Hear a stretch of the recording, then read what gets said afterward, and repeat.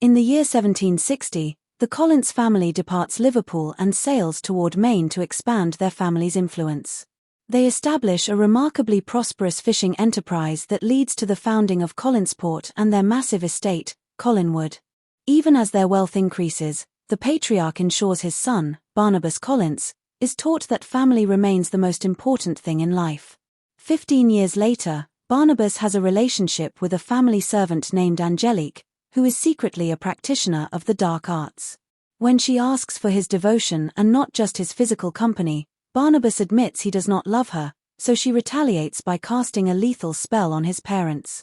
Suspecting a supernatural cause for the tragedy, Barnabas begins researching the occult while starting a new romance with Josette du Present. Angelique overhears them professing their love and, consumed by jealousy, uses her magic to compel Josette to leap from a cliff.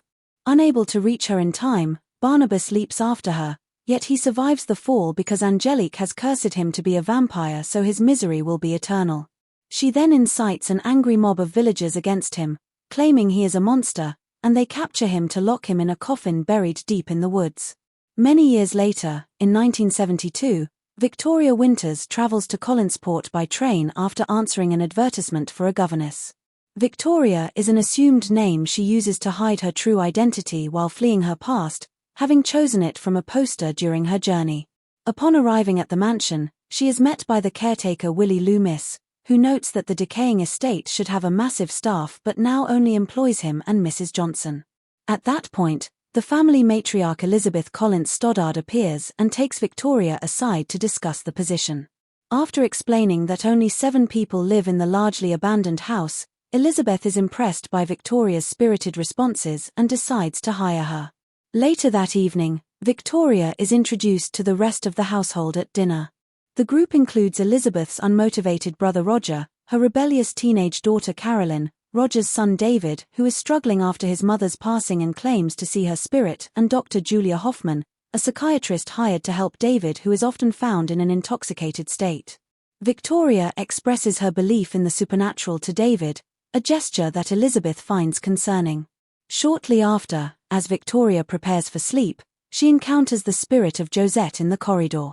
The ghost warns her that he is coming before circling the foyer and reenacting her fatal fall from the cliff. Meanwhile, in the forest, a construction team working on a new site accidentally unearths Barnabas's chained coffin. They open the container, and the newly freed Barnabas preys upon the workers to satisfy his centuries of hunger. Afterward, he travels to the mansion on foot, feeling overwhelmed by modern technology and fashion while still covered in evidence of his feeding. Reaching the estate, he finds Willie in the garden and uses his supernatural influence to gain information before ordering the caretaker to clean him up. When he attempts to introduce himself to the children, Elizabeth interrupts and takes him aside, initially dismissing the family's magical legends as mere stories. Barnabas proves his identity by revealing a hidden treasury room unknown even to Elizabeth and vows to restore the family's status using the wealth inside. Elizabeth agrees to let him stay on the condition that his true nature as a vampire remains a secret. The next morning, she introduces him to the family as Barnabas III, a distant relative from the United Kingdom. The family discusses their business troubles, explaining to Barnabas that their fishing empire has been overtaken by a company called Angel Bay Seafood. When Victoria enters the room, Barnabas is immediately captivated by her because of her striking resemblance to Josette. In town, it is revealed that Angelique is still alive as Angie Bouchard, the powerful leader of Angel Bay Seafood. After her staff mentions the incident in the woods, she visits the site and is startled to see the empty coffin. She immediately drives to Collinwood, exchanging barbs with Elizabeth before Barnabas leads her away for a private discussion. Once they are alone, Angelique kisses him and reveals she built her company specifically to destroy the Collins family legacy. She claims the townspeople adore her and will never believe any accusations he makes against her. After she departs, a worried Barnabas talks with Elizabeth, who encourages him to use the same determination that once led his enemies to bury him. Inspired, Barnabas dedicates himself to restoring the glory of the Collins name. He uses the hidden treasure to fund renovations for the mansion and to revitalize their fishing fleet. Using protective clothing and accessories to guard against the sun, he manages to operate during the day, though he still prefers sleeping in his original coffin. As the business grows, Barnabas recruits workers by using his powers to enchant Angelique's captains into switching sides. In his spare time, he adapts to the modern era and continues to bond with Victoria. One night, after Roger spots him leaving the secret room with gold, Barnabas is confronted by Julia, who senses something is wrong and takes him to her office. Under hypnosis, he reveals his secret, prompting Julia to rush off to confront Elizabeth for hiding the truth. Elizabeth persuades her to stay quiet by suggesting that the doctor should find such a unique specimen fascinating to study. Later, Barnabas seeks advice from Carolyn on how to properly court a modern woman. She tells him he needs to be more cool, leading Barnabas to spend time with a group of hippies in the forest. After the group shares their views on love and life, Barnabas's darker nature takes over and he preys upon them all. The following day, Julia begins performing blood transfusions on him to see if his condition can be reversed. When Barnabas offers her a compliment, Julia reminds him of their professional boundaries before making intimate advances toward him. While Barnabas and Victoria continue to fall in love, Angelique becomes enraged by the Collins family's sudden success. Her board members see no threat, but Angelique explains that her goal is to finish the destruction her ancestors began. She summons Barnabas to a meeting to offer a buyout of his company, which he firmly rejects. Angelique demands his affection and threatens Victoria's safety if he continues to refuse her. Barnabas eventually gives in, leading to a passionate and destructive encounter in her office. Afterward, he realizes his error and tells her they can never be together, causing her to vow his total ruin. Barnabas continues his sessions with Julia while Victoria begins having memories of being institutionalized as a child for seeing Josette's ghost. She wakes to find Josette's spirit appearing once more, asking for her assistance before vanishing. The next morning, Barnabas announces his plan to host a grand ball to re-establish the family's social standing. Carolyn suggests a more modern approach to the party and offers him tips on how to make it successful. At the event, she is surprised to see he took her advice literally, even securing a live performance by Alice Cooper. Feeling out of place, Barnabas wanders the house and finds David guarding the coachroom because his father told him to keep everyone out.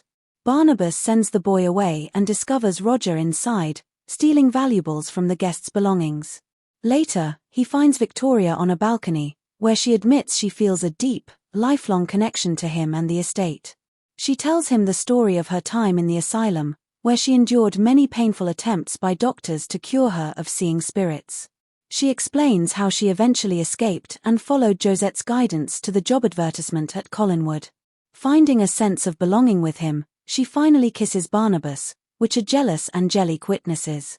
The next day, Barnabas visits Julia to hasten his cure, only to find her injecting his vampire blood into herself. She admits she never wanted to help him, she only wanted to achieve immortality for herself. Betrayed, he kills her and has Willie dispose of her body in the ocean. He then confronts Roger, who is attempting to break into the treasure room, and gives him a choice: stay and be a real father or take some money and disappear. Roger takes the cash and leaves forever, breaking David's heart. As the boy runs away, Barnabas saves him from a falling decoration using his supernatural speed, which exposes his true nature to everyone in the room. Seeing him in the sunlight, a horrified Victoria and David flee from him. Barnabas goes to Angelique to demand she lift the curse, but she refuses and reveals she knows about Julia's death. She offers him a choice between a partnership in her empire or returning to his box. He rejects her, and her employees ambush him, trapping him back inside a chained coffin. They leave him in a tomb after Angelique uses her magic to destroy the Collins' business with an explosion. David eventually finds the tomb and frees Barnabas, having been guided there by his mother's ghost. In town, Angelique uses a recording of Barnabas's confession to turn the citizens into an angry mob. The mob and the police arrive at the estate just as Barnabas returns, and he offers to give himself up if his family is left alone. When the sheriff's bullets fail to harm him, Barnabas bites Angelique to reveal her own supernatural nature to the crowd. As the townspeople flee, Barnabas and his family fight Angelique, with Carolyn revealing she has become a werewolf. However, they are overwhelmed by the witch's magic as she turns the mansion itself against them. She confesses that she is responsible for all the family's tragedies, including the deaths of Barnabas's parents and David's mother. David then summons his mother's spirit, who attacks Angelique and throws her into the chandelier, fatally wounding her. As the house burns, Angelique dies after offering her heart to Barnabas, which crumbles to dust in his hands. Barnabas learns from David's mother that Victoria is at the cliffside. He reaches her just as she is about to jump, but she tells him they can never be together as long as she is human. Victoria leaps from the cliff, and Barnabas follows, biting her mid-fall to transform her into a vampire. Now sharing the same immortal nature, they survive and embrace. Deep underwater, Julia's eyes fly open, showing that she has also returned as a vampire. Please like and subscribe.